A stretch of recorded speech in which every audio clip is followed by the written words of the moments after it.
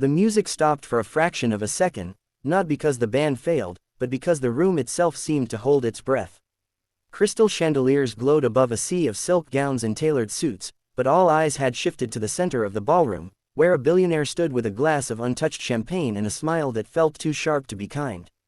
His voice cut through the murmurs, smooth and deliberate, as he turned toward a woman across the room and said, almost casually, that she should dance with him, because his ex was watching. If you believe every story hides a lesson, take a moment to like, comment, share, and subscribe to Bright Kindness, because what happened next is something people in that room would never forget. She froze. Her name didn't matter in that moment. What mattered was the way her fingers tightened around the edge of her clutch, the way her eyes flickered, not toward the billionaire, but toward the man standing quietly beside the dessert table.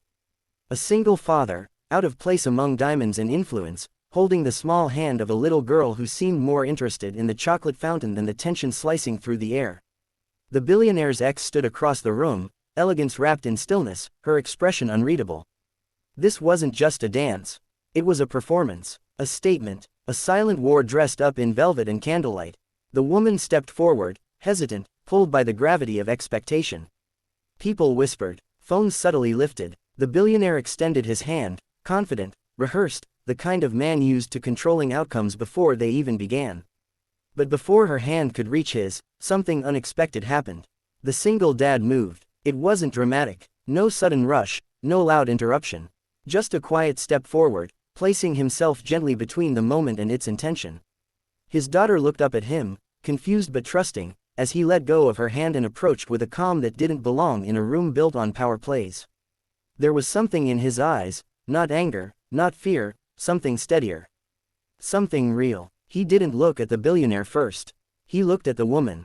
Really looked at her, as if asking a question no one else had thought to ask. And in that silent exchange, something shifted. Then he spoke, not loudly, not to impress, just enough for the room to hear.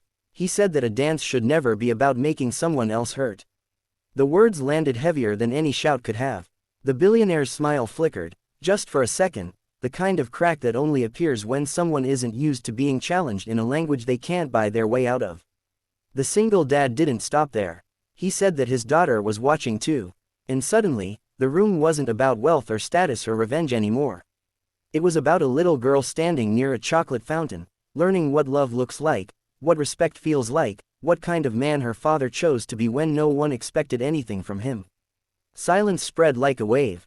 The woman slowly lowered her hand.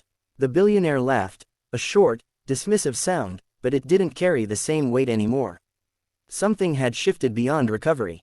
Power had been replaced by perspective, and it didn't look nearly as impressive under the chandeliers.